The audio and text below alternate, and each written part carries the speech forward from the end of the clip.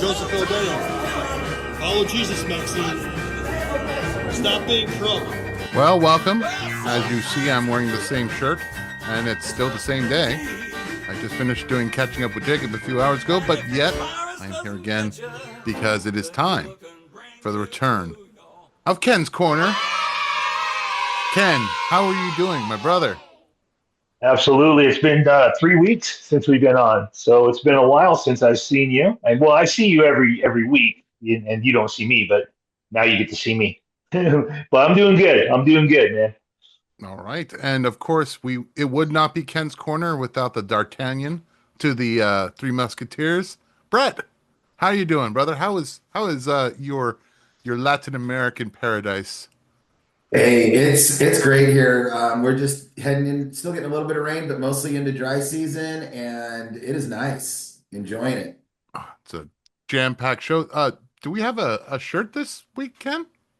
Yes, I do. I forgot to. Hey, thank you for remembering. But I have a Quicksilver shirt.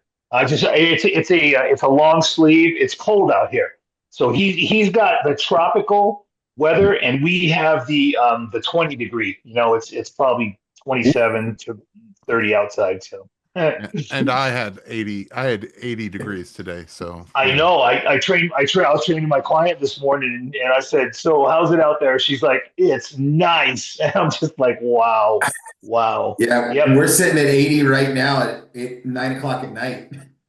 Whoa, whoa. no thanks. Gee, that's no. That's weather that I fled Houston because of. Yes. And with humidity there too. Wow.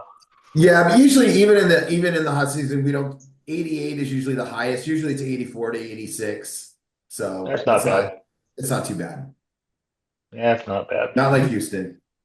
No. Whew. Well, for those of you that do not know, Ken is going to be doing an uppercut to the media misinformation that seems to, well, make the airwaves what it is.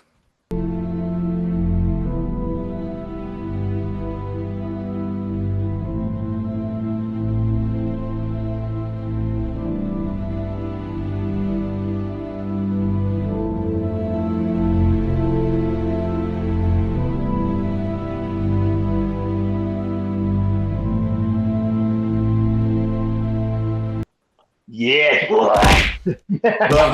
Very nice. Very nice. All right, let's get right into the stories. There's a caveat for this first story. According to fact checkers and scientific experts, whom we all trust, Yeah. You're right. they're always right. So this is completely just speculation. This is speculation only, and it might be wrong. But the reason cancer rates appear higher in the vaccinated has nothing to do with the vaccine itself, and I'm not going to name the vaccine, but the vaccine. I think you know what I mean.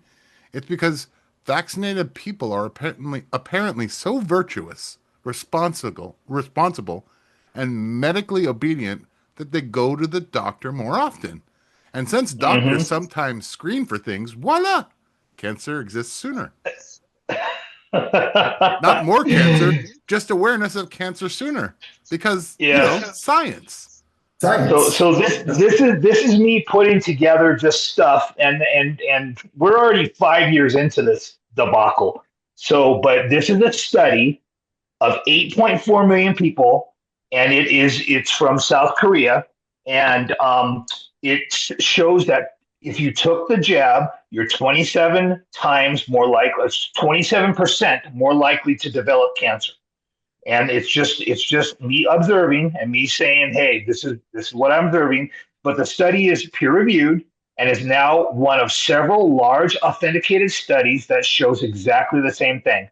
And they've spent billions convincing us that, hey, it's safe and effective.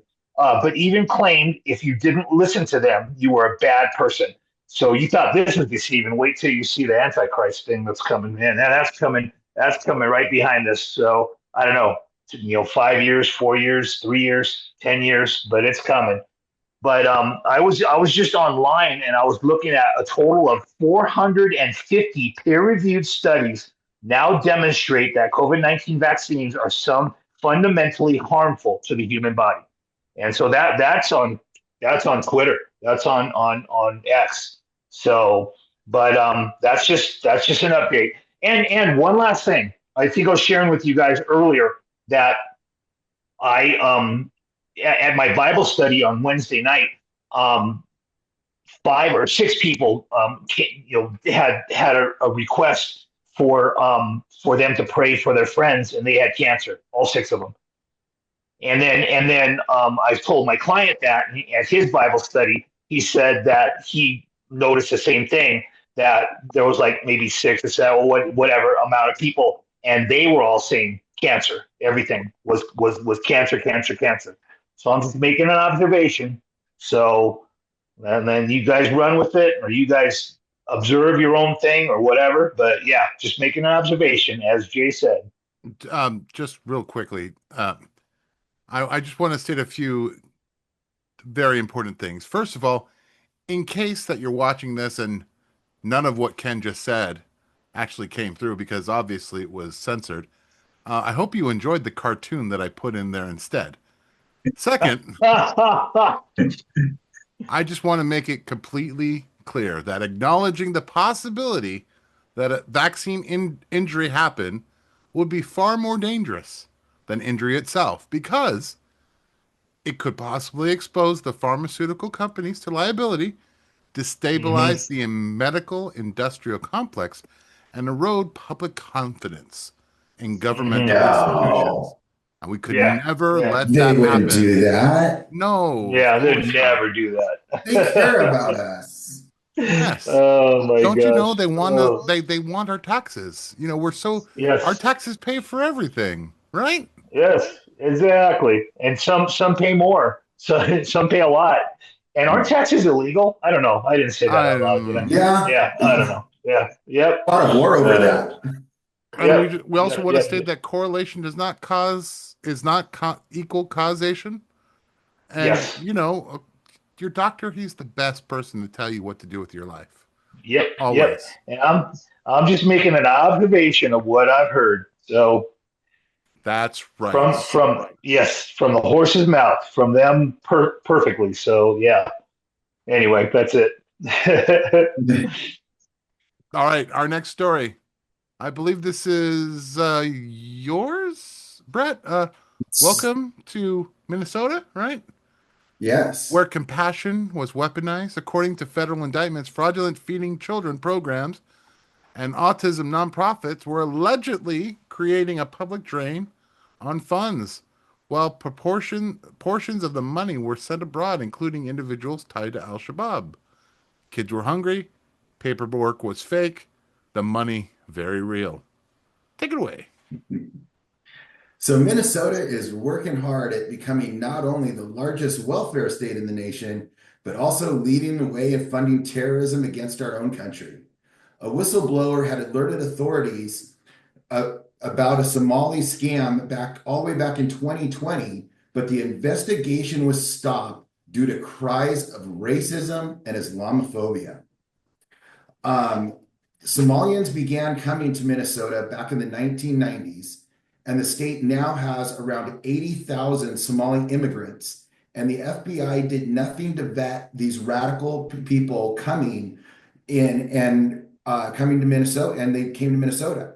And our favorite representative, Omar, stated that linking anybody in her community would be a, quote, failure by the FBI, unquote. And Minnesota's mega welfare system now just keeps expanding.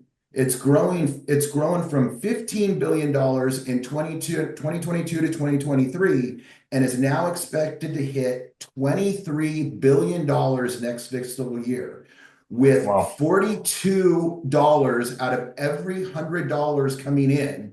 So 42% of all revenue, the GPT, is now going to be spent on the welfare system in Minnesota.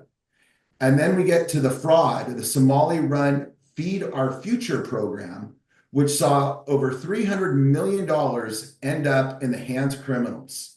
Former U.S. Attorney Joseph Thompson said the investigation unveiled schemes stacked upon schemes, stealing tens of millions from Medicaid. He went on to say, quote, "It feels never ending. I have spent my entire career as a fraud prosecutor, and the depths of this fraud in Minnesota takes my breath away. The fraud must be stopped," unquote. The FBI reported that Somalia was recruiting men from Minnesota to train at a terrorist training camp, and to and former sheriff in the former sheriff of Hennepin County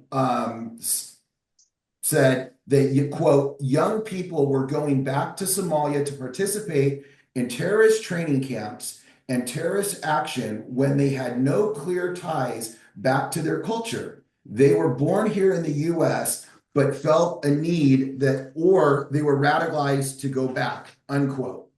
And to kind of cut and take a break from this for a minute is, we all know, like, I'm not surprised by that at all. I mean, I'm sure Ken and Jay, you guys aren't too. People don't understand what Islam is and what the Quran is. They are not going to adapt to our culture, whether they were born here or not. I mean, it is ingrained in them to take it over. I mean, that is Islam. Yeah. And then it said this dated back to 2010, and no one did anything about it. The majority of the stolen money was laundered through it's a place that you pick money through called Hawala, and the program is mainly used in the African community, where they can send funds to a local Hawala Dar along with a commission, and then the transaction details and a code are sent to another recipient. Then that recipient provides the code to a counterpart broker and receives the funds in their local currency in the other country. There is no customer identification, no records, no licensing. This is a complete government failure that any type of program was able to exist. It was basically set up just to completely launder the money from here over to Africa, mainly Somalia. Treasury Secretary Scott Bessent believes that $1 billion from Minnesota was sent overseas. Then there's the autism scam, where Asha Farhan Hassan, 28, worked with other members of her community to defraud the state of Minnesota $14 million, pretending to treat kids with autism, pocketing herself at least $500,000, and she is charged currently with wire fraud for sending hundreds of millions of dollars to Africa. She paid off parents between $300 to $1,500 per month to keep their kids enrolled in this fake program. And then back in 2024, an interview with Representative Omar she said, quote, so I'm going to get this right, "My answer was to the U.S. government will do what we tell the U.S. government to do. We as Somalians should have that confidence in ourselves. We live in this country. It's a country where one of our own sits in Congress. The woman you sent to Congress is aware of you and has the same interests as you," talking to her Somali constituents. And how this doesn't get her kicked out of Congress is beyond me. And Markle was talking about earlier, if you guys have caught the chat catching up, he was talking about how she was worth $64,000 when she was elected. Yeah. And now she's worth $33 million. And it's just like AOC. AOC was worth zero, and she's worth like 20-30 million right now too. I mean, it's nuts. These people go and they get rich. Yeah, nuts. And then she flat out says she's Somalian, not American. I mean, her interests lie with Somalia and funding Al-Shabaab. And then we're not going to do this story tonight, but the former TSA agent witnessed over several years the guys that that took the millions of dollars. Their suitcases were not searched by TSA. They had millions of dollars. Two people at the same time. Two guys would go through TSA, and she's now a whistleblower. Yeah. 10,000 out of the country and you get stopped. Yeah, Yes, exactly. and it gets exactly. seized. Exactly. You don't get it back. Yep. Yep. You don't get it back either. Yep. They count the money because that's theirs. Yeah. And these guys had millions in suitcases because what you just said with that article was they estimate it's like $1 billion. $1 billion they put aside, and that's what this lady had said too. She was a former TSA agent, and she retired and she's out of there, man. She was in Minnesota, whatever the airport is, and she was watching the Somalis go. Yeah, go ahead. I think you guys are being a little bit unfair. I think if a Christian or a nationalist movement were to have $1 million in a suitcase and say travel to Florida or something, there would be TSA would get them too. No, exactly. TSA would let them through because all they would have to say is Christophobia. Yeah.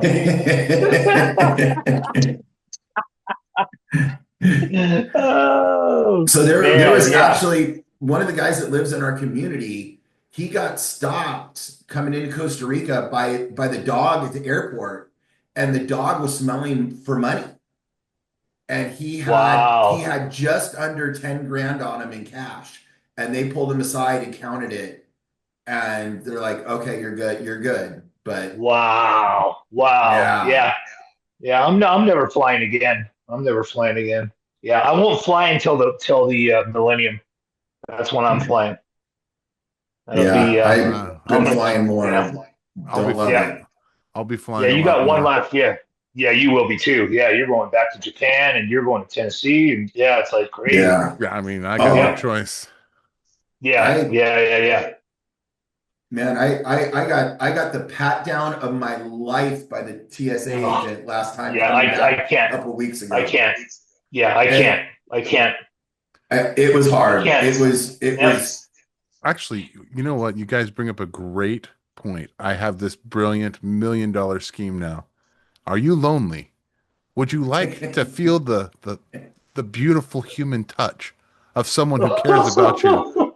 Here at TSA Romance, we can guarantee that you will have what everyone desires. TSA Romance. I remember back 10 years ago when they first started doing the crazy intrusive stuff, and we were still going to Hawaii. And it was our last visit to Hawaii, and my wife was looking at me, and she was like, "Oh Lord, please don't let him go off." And I got put through the ringer, and so they were feeling me up like crazy. I'm like, "That's the last time I travel," and it was the last time I traveled. When you go through the machine. Gosh, yeah.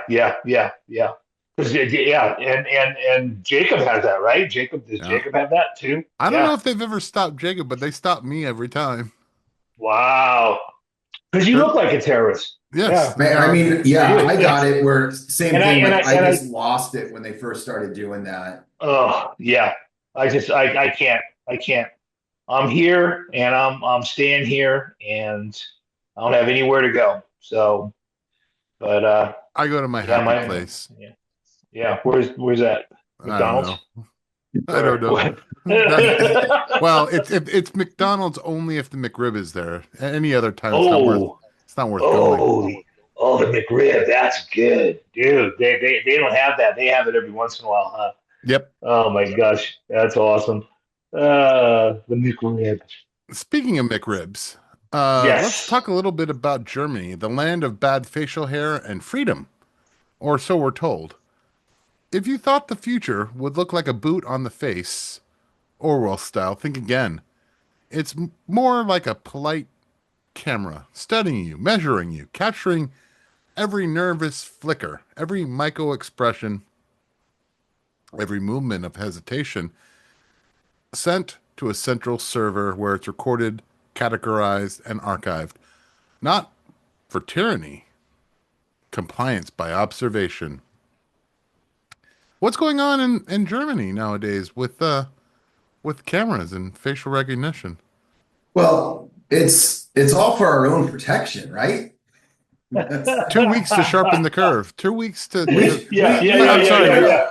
The You wrong got propaganda a whole bunch point. of a certain religion in, and now we need to save you from them. So it's for your Yeah, protection.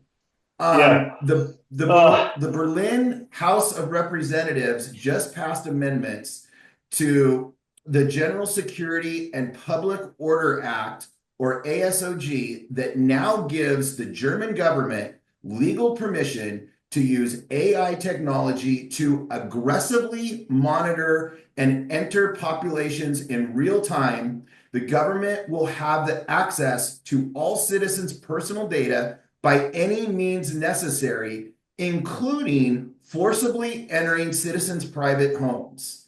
Interior Senator Iris Spranger of the SPD stated that these new laws were necessary to fight terrorism in this digital age. The government investigators can now legally hack IT systems, but if that doesn't work, authorities may, quote, secretly enter and search premises, unquote, of a suspect's personal residence to confiscate their digital devices. Citizens are not required to be notified that they are under surveillance before their homes are intrusively raided. Germany will equip public spaces with advanced technology. The cell tower query will be expanded to allow government to access data from all private phones. Network providers are now going to be required to give the government the movement and location of all its citizens. And on top of that, you get more. The license plate scanners are to be installed throughout the country, and that information will be sent to a centralized database. But again, hey, there's still more. With the German citizenship, you now get drones that are going to monitor everyone. They are free to steal your data from all publicly accessible websites to collect biometric comparisons of both faces and voices. The data will be fed into a nationwide surveillance platform. And they thought 1984 was just a book. It is a play manual they are taking to the It's next a play level. manual. Yep. Is this Yep. website that they're going to collect all the data called Gestapo 2.3?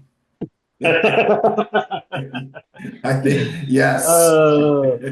Wow. Wow. That's Yeah, just yeah, crazy. yeah. Like when I read that, that even goes beyond what I thought their reach would be. But then you see it's going to go to the other European cities too.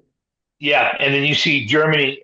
Actually, Germany just took over. Jacob was talking about it today. Just took over Japan as the third largest what you call it financial Debt? what the hell? Yeah, not debt, not debt. They both are in debt. Japan and Germany, but the third largest economy. So he just said that. Yeah. He said they're both sucking big time. But they just took over. They just took over. Germany just took over Japan. And my story later on of the German the law, what's going on, and they don't get it, man. They don't get it. They're self imploding, man. So is Crazy. it safe to say that Germany in 2025 is much like Germany in 1933? Yeah, man. Yeah. This seems probably worse.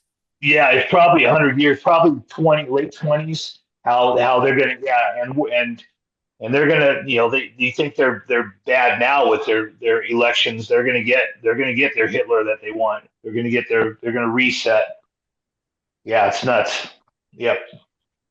Oh, Germany, why do you have to cause problems? Every Yes. 100 years you cause problems. Sometimes every 20, 30 years you cause problems. Yeah. And yet they always want to drop bombs on Japan, never Yeah, on yeah. the Germans. Yep. Speaking of annihilation, Kirk Yeah. Cameron is, he's questioning hell. Yes. So apparently hell is back in the news again because Kirk Cameron has recently said he's open to annihilationism. Well, what is that? Yeah. If you're keeping score, annihilationism is the view that the wicked don't suffer eternally. They're judged, punished, and poof, deleted. Control Alt Delete. No more Ken. Mhm. Control Alt Delete. No more Brett. Yeah. This prompted Living Waters' Ray Comfort to step in and clarify very politely, as he always does, that they do not subscribe to that doctrine. Translation, please don't lump us into what God sends people to the recycle bin theology, which raises the obvious question. Is this a serious theological re-examination, or is Christianity trying to make hell less embarrassing at dinner parties?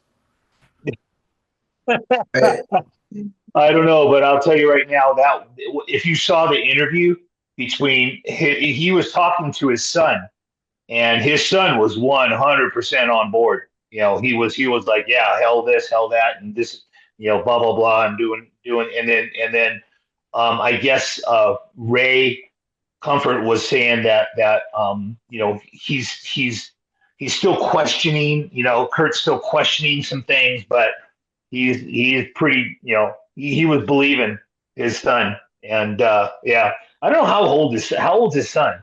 It's like 18, 19, 20 something. Yeah. Old enough to know better. The biggest problem with that is who spoke more about hell than anybody else in the Bible. Yes, and that's what I meant to say that. Yes, Jesus spoke more about hell. So you're not believing what Jesus said? Exactly. That's what I meant to say. This goes right back to, I just happened to be talking to Marco this week too, and about the rise of preterism. Oh, yes. And I've seen that even down here. It's like, no, the book of Revelation, that already all happened. It's already happened. Yeah. I got into a kind of a texting war with one of my clients that was, they're Lutheran, and he was talking about how, you know, it's like, how do you know? And I'm like, you can just, never mind. I just like, never mind. Read it. Just read it. And he doesn't, and he still says Revelations. So can tell he never opened. See, I think I mentioned this on the program months ago, but I listened to 22 chapters. I listened to the book of Revelation every night. I've been doing that for 2 years. It's an hour and 10 minutes long. If I play it at fast speed, it's like 45, 50 minutes long. And it's I listen to it because Revelation says, verse 3 of chapter 1 says, blessed is he who hears this prophecy and adheres to this prophecy and obeys this prophecy. Yep. So, and it says, but it's the only book that promises a special blessing. I mean, you're blessed if you read the Bible, but it's the only book that promises a special blessing to the one who reads and understands it. Or even reads or hears. Yeah, reads or hears. And so I listen to it every single night. I'm going on my second year. So. Now I remember when you started doing that. Yep, I told you. Yeah. Do you think that non-believers today find it easier to accept annihilationism than to accept historical Christianity? Oh, absolutely. Yes, because they'd rather be on. Churches more. Yep. You know, it does occur to me also that it is exactly the line of atheism. Yeah. The idea of annihilationism is atheism in a sense, because atheists believe when we're done, we're done. We're done. Yeah, that's it. Yep. So, absolutely. Yes. So I guess that brings me to my next question. Is this a kind of like a nod to atheism that, hey, you can come inside the Christian tent? Yes. That's a weird angle. Yeah. That's a crazy angle. Yeah. That's a good angle, Jay. Yeah. Wow. It also makes me think, you know, when Jesus told the story about the rich man and Lazarus, he never clarified that to be a parable. No, it wasn't. It was actually, whenever he used a man did this, a man did that, that was a parable. And then he Yeah. used both of them. He used their names. He Yeah. says the rich man's, and Lazarus. Yeah, serious. Yep. So that they say that was it's historical.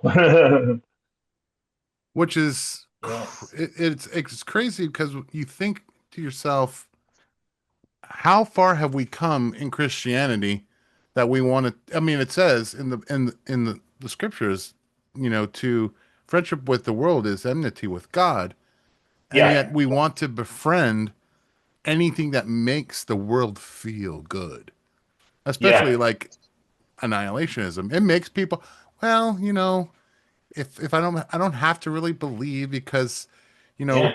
God is so loving that eventually he'll just destroy me. And Yeah. destroying me will be better than suffering. So obviously it's a win-win for me, and I get to have all the fun I can possibly have on earth. Yep. Yeah. Exactly. That's a bad place to be. It's a scary, scary doctrine. That's a scary place to be. Yeah, I see it. I see that. I see that taking over a lot of thought, and like you said, it's meshing in with the the Christian, quote unquote Christian um ethos. So yeah, it's Do you crazy. think do you think that annihilationism in Christian doctrine, especially when we're talking about Kirk Cameron's son, is that a watered down Christianity that he's subscribing to and promoting? Yeah, absolutely. Yeah, I hope he changes his mind. Maybe he was caught yeah, off guard. I don't know. I didn't see it, but yeah, that's so watered down and goes directly against Jesus's direct teachings. yeah. He like you said, he taught on hell more than anything. He Yeah. taught on yeah, He did. yeah, And what was and then what was the other biggest warning? Was it the hell? And then after hell was don't be deceived. yeah. And Don't be deceived. and, Yep. and what are we seeing now? We're seeing more deception now on every level. Yep. And Yep. I think this with preterism and anti-Semitism and replacement theology is all growing part of that deception. Yeah. Absolutely. Yep. Let me ask you a question. We know that the Sadducees believed that there was no resurrection, right? Yes. Is that a similar, let's call it a similar doctrinal mistake or heresy that Christians are denying eternal consequences, much like the Sadducees? I never thought about that, but yes, absolutely. I Yes. I would I would say it's even worse because we have more revelation now with the Yes. teachings that we have on hell from Jesus, along with the Old Testament, that it would be a worse punishment or worse heresy now than it was then. Absolutely. Yep. Yep. Yep. Yep. Hmm. Wow. Well, that is all we have for that topic. We'll move on. This is very much related to this topic. Yes. Faith loses ground in the United States. Less than half of Americans now say religion is essential to their daily lives. Ken, I believe this was your story. Go Yes, ahead. and yeah, U.S. faith plummets to lowest on record. Fewer than half Americans now say that religion is important part of their daily lives, and that's a 17% point drop since 2015, and which actually ranks among the largest declines in the world, according to a new Gallup poll. Um, and why this matters, the U.S. was once exceptional for its high religiosity among wealthy nations. The shift is profoundly made a major cultural change. Back in 2015, 66% of the U.S. adults said religion is essential to their daily life. Only 49% now say that. And the decline is among the biggest measured globally. So such a large decline are rare. The Gallup researchers noted, they said such large declines are rare. The researchers said that only 14 of more than 160 countries have seen drops of over 15 points. And they also said that the U.S. stands out as an outlier, less religious than most of the world, but still more devout than most of the world. 15,000 churches in the U.S. are estimated to shut their doors this year, and not more than a few thousand are expected to open. So what we're watching is Gen Z women are increasingly shunning organized religion, and they are leading the exodus from the from Christianity. So it's crazy to observe, because you see that there's been the clumps of, like, there's the divorce, there's the Calvaries. I don't agree with their end times rapture, but I agree that they've separated. You have the Jack Hibbs type of Calvary that's still pretty solid, and then you have the Brian Broderson, who took over for Chuck Smith, and that's the two Calvaries that separated. But you see that, and they're getting more liberal. They're getting way more liberal. So it's nuts to observe. Brett, let me ask you a question. If religion is no longer providing meaning, what's replacing it in American life? Self. Yeah. I've never seen, so I know this is kind of off topic, but Kenny, when we were in the gym, when we were training, if somebody would have came in there and set up a phone to video themselves, someone would have dropped a dumbbell on their phone and shattered it. Yeah. And just the self-centered and narcissism that I think it's filling that again, and this goes back to, we just got done going through Psalm 1 and 2, is man wants to be their own God. Yeah. And that's what they're replacing God with themselves. Yeah, absolutely. That's convicting. Yeah, that is. Do you think Americans are more secular, Ken, or simply more religious about different things? I think they're way more secular. I think and I just see I'm kind of isolating. I isolate myself, and I'm doing 3 Bible studies a week, but I can't find a church. I cannot find a church that teaches that is solid up here. And I'm having an issue with that. And that's why I'm trying to tune in. And I have good fellowship with the people, because I have this awesome Bible teacher that is, so I'm going through Acts and Daniel and Matthew. So it's awesome. It's awesome. But it's, he even was like, he goes, I don't know of a church to go, because if you go to a church, I was going to a church, and they started teaching preterism. They started teaching out of the book of Revelation. They started teaching preterism. And I'm like, what the heck? This is what you guys believed? And I had some things that I was like, well, I don't know about that. Well, I don't know about that. But that was like, what? You guys, that's the preterism is the belief that Revelation already happened, back in. All the events of the book of Revelation has already happened in 70 AD. So I'm asking the guys, because I was part of a Bible study, and I was asking them, I said, well, do you believe, because they all hopped on board, and it's like, what? So, but I was asking them, what do you believe about, when Jesus said, in Matthew 24:15, that's what I was just going to bring up. Yeah. Talking about what happened in 164 BC, the abomination of desolation, and what do you believe about everything before that or during that, and I just texted the guy, yesterday or today, I forget, and I texted him. I said, well, what do you do with Jesus talking about what's happening, what's coming? You can't relate that, because he thinks it all happened in 70 AD. He thinks it all is done. I'm just like, wow. And half of everything he says on the Olivet Discourse is, it's like nothing this bad has ever happened or will ever happen again. Yes. Nothing It's just isolated to Jerusalem. Not to Yes. downplay what happened, but that is not what Jesus was talking about. I mean, No. granted, it was foreshadowing that a little bit, but that was foreshadowing what is to come. Yes. And it's, man, I just see people deceived. Crazy. Yeah. So anyway, yeah. Well, moving on, not to say that the woes of the United States aren't enough to make a grown man cry.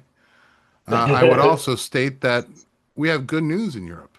You see, the EU already drowning in debt, a wobbling bond market, is talking and walking tough, floating some aggressive actions against Russia, which, while casually hinting that crashing the bond market might be acceptable side effect.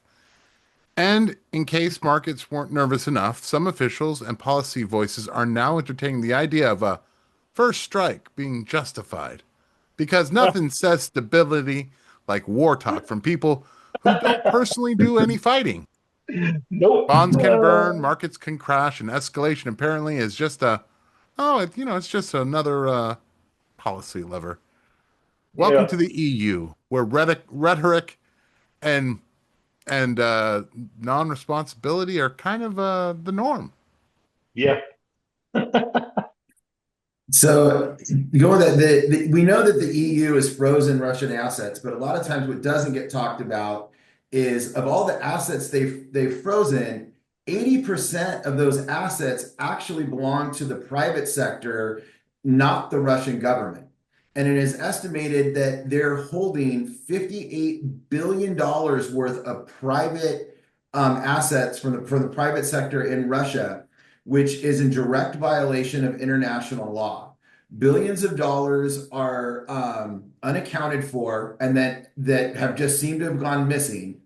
And yet nobody talks about all the money that's gone missing in Ukraine. And it seems like nobody cares. It's all the money that's been sent to Ukraine. We have no idea where most of that money went. If it was my money, I'd want to know exactly where it was going. Also, following back to the EU, companies and politicians, no one ever questions or criticizes Zelensky for anything. And EU politicians and members of parliament and governments are rarely ever have to disclose anything that connects them to the defense industry. Shareholdings, even with major companies, so there's almost no verifiable evidence that EU politicians are major shareholders in these companies. Last month, EU lawmakers voted to strengthen their integration between the EU defense industry and Ukraine, allocating another 1.5 billion euros to defense contractors without any disclosures if any EU politicians are benefiting. To add to this, Admiral Cavo Dragon, if I'm saying that right, Dragon, chair of NATO's military committee, has suggested that a preemptive strike against Russia could, under certain circumstances, be justified as a form of self-action. He argues that NATO needs to move toward being more aggressive, quote, being more aggressive or proactive instead of reactive. And he said that in this type of hybrid warfare, a preemptive strike could be considered a defensive action. To top this off, the EU and Ukraine are considering to threaten the US if Trump makes a deal with Putin, that the EU would dump their $2.34 trillion in US debt, starting an economic war with the United States trying to crash the bond market. And that would make the US stop giving money to the EU, which would be great. Yeah. They want to be, I say let them have it. And let them go. No more weapon sales to the just EU or NATO. What Ken brought up before is Germany's debt. France is out of money. And that's why they're thinking France is stealing some of those Russian assets, although that can't be proven. But it definitely looks that way. And if they don't have this war, they're going to lose power. So that's why they keep pushing for war, and they won't even even entertain the idea of making peace. I mean, they've Yeah. never even come to the table once to try to do that because they'll lose power because the countries are bankrupt. Yeah. I have a picture of General Drago real quick that I wanted to share with the panel. This is I think he switched sides because now he's in the EU, but I will break you. originally I will break you. That was an awesome. That was Rocky 2, right? Yeah, Rocky 2. 3. And then no, the third one was Clubber Lang. Oh, The was third that one it? was Clubber. Okay. Yeah, so the second one was Drago. And yeah, the first one was classic, man. The first one was Yeah. awesome. That was a good one. actually it was Yeah. Rocky 4. Rocky 4 was Drago? Was Drago. Oh wow. So the second one, Second one was the rematch. He was a Yes. rematch. Yeah, the rematch. Carl Rematch, Weathers and rematch. third is Clubber Lang. Third is Clubber Lang, and then the fourth one. Yeah. Drago. There you go. I There will you go. break There you go. I will break you. Yeah, that's it. You got it. I mean, Uh, that's the guy I the want on my crazy side thing if I is- go to war. yeah, me too.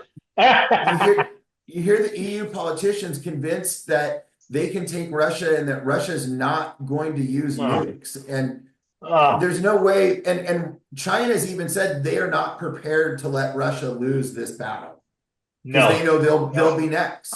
Just Yep. a quick question off the top of my head. What navy can stand in the EU can stand against the Russian Navy? I don't know. Yeah. I mean, they I have don't a know. lot of attack submarines. Yeah, they do, and they're strategically put around the world. Yeah. I don't see Yeah. like the Italian Navy or the Nope. French Navy. Even our Navy, but we have a whole bunch of subs too. The subs are a different command group, so that's what's cool too. But yeah. Did you read where one of the Russian subs could launch one of the nuclear weapons on their sub, and it would go underwater and hit England, and the water and the tidal wave from that would completely wipe out the entire country? What? I didn't read that. Wow. Yeah, I didn't read Wow. that. Wow. I didn't read that. Wow. Yeah, send me that article. Wow. Yeah, they're playing with fire. Yeah, they are. Yep. Well, it's an interesting, certainly interesting things going on in the EU, or the E, as I like to call it. You. EU. You. Well, Germany and Islam, Ken. It's that Yes. time of year. Christmas markets, city sidewalks, and a brand new carol that will go in right here. That's just for Germany.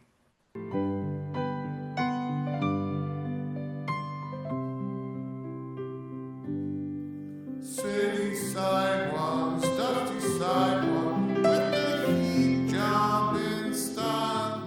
In the air, there's a feeling of Sharia. People praying, infidels fleeing, mile after mile, and on every street corner, you'll hear Sharia law, Islamic law, Islamic law. It's jihad time in the city. Allah Akbar, hear the cry.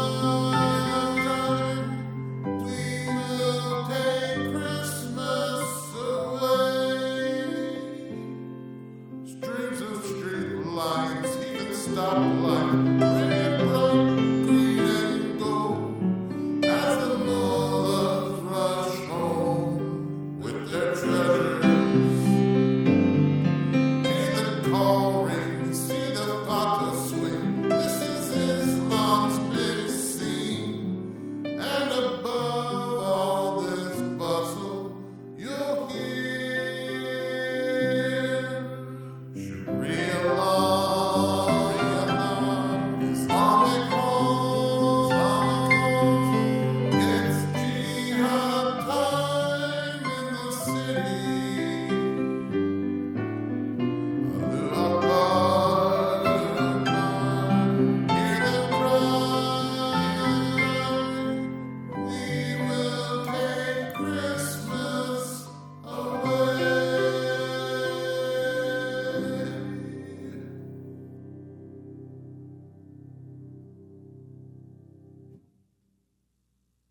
Ladies and gentlemen, here's a real story. Welcome to Absurdity Alert, the show where reality out-satirizes satire itself. Because why bother scripting jokes when the world hands them on a silver platter of stupidity? The headline tonight, from the land of beer, bratwurst, and pretzels, and bewildering bureaucracy.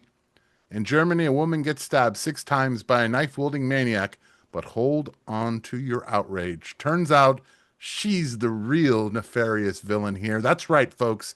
After daring to scream and resist being murdered and being non-compliant, she is a drama queen, and authorities have decided her reaction reeks of Islamophobia because nothing says hate crime like not politely accepting your own shish kebabbing. Meanwhile, the stab-happy attacker, he's looking at a lighter sentence, probably some side community service, therapy, and better aim at the arteries next time. Justice served. Oh man, that's an awesome opening. But in Germany, an Afghani who stabbed a person is given a more lenient sentence because he stopped after only 6 stabs. The attempted murder charge in this case was dropped, leading to the more lenient sentence from the court.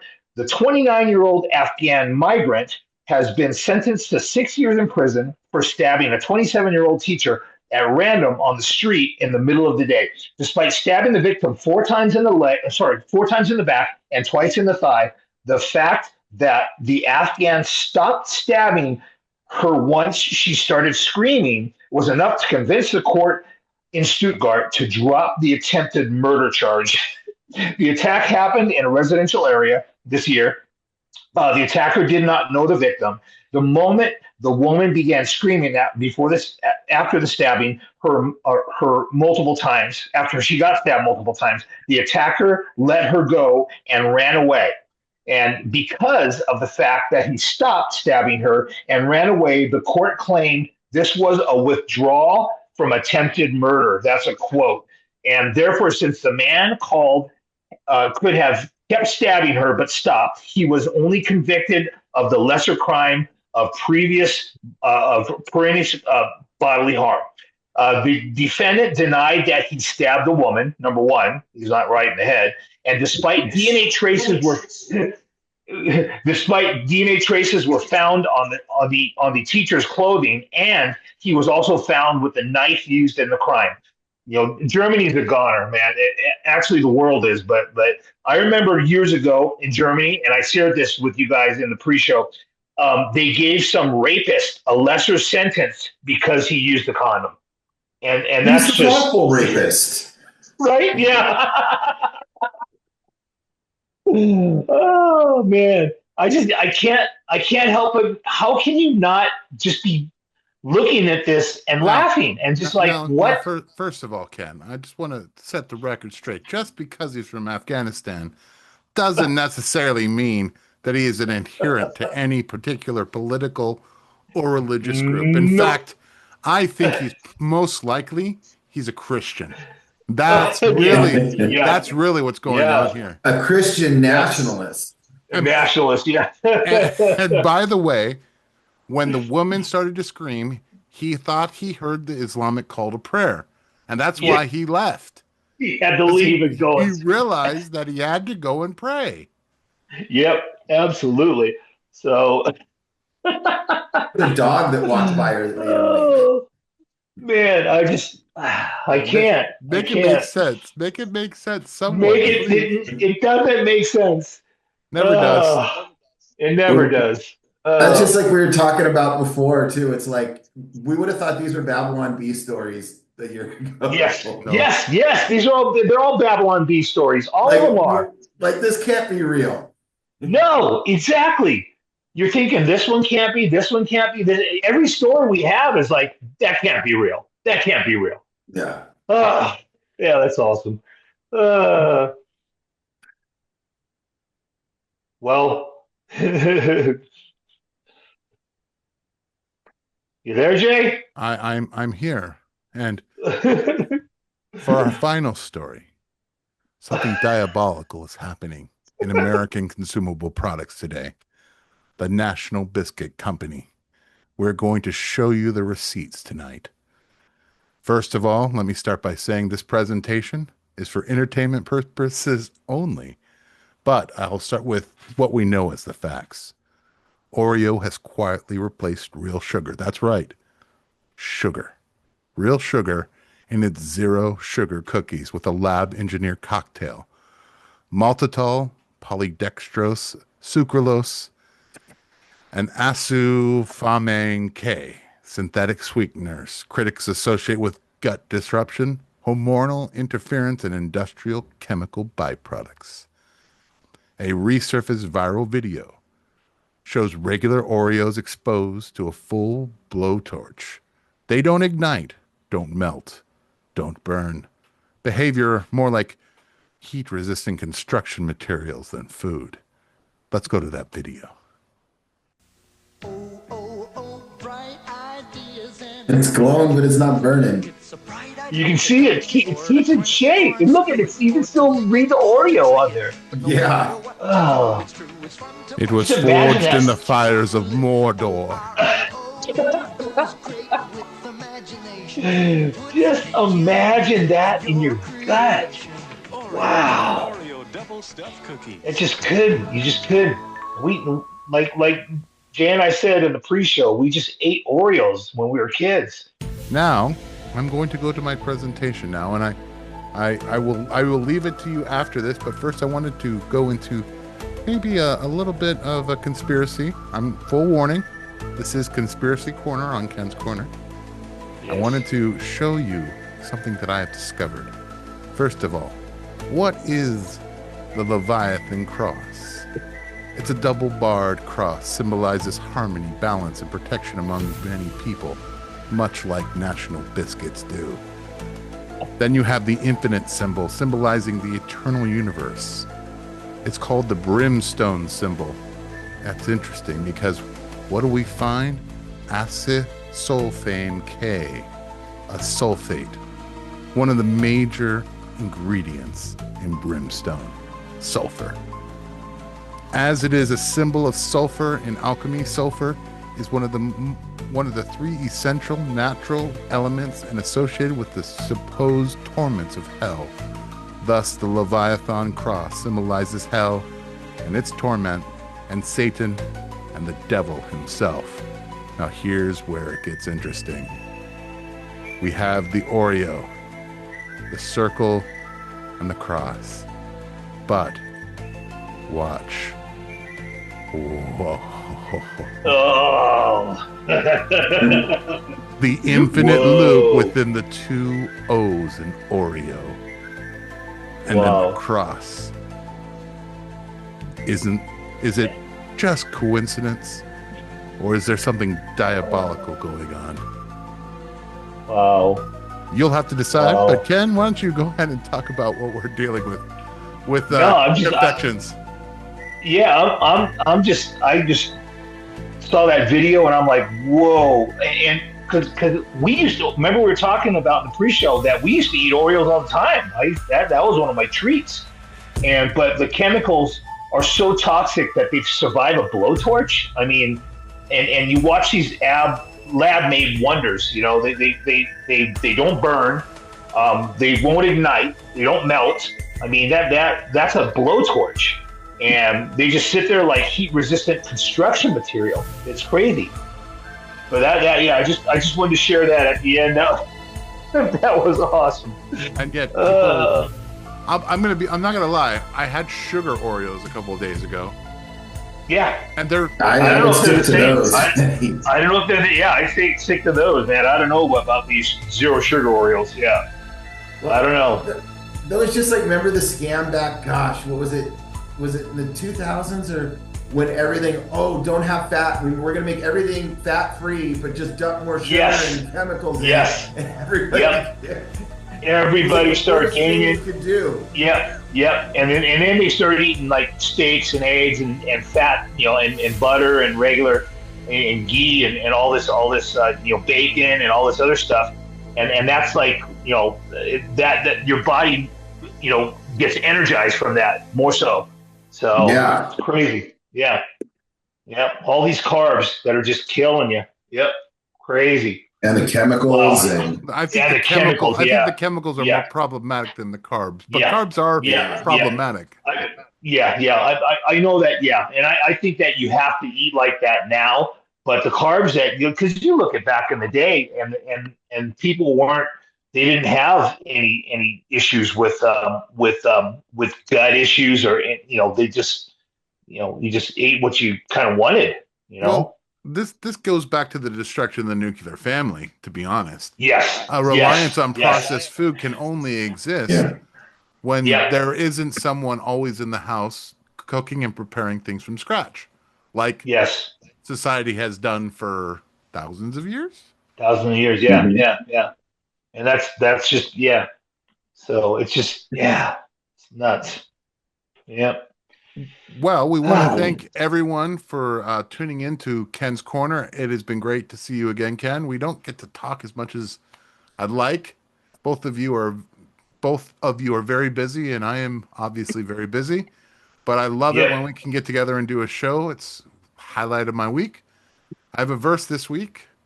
Come near to God, and he will come near to you. Wash your hands, you sinner, and purify your hearts, you double-minded. Just a reminder, there's no such thing as sinless perfection. And every day we should be going and coming near to God.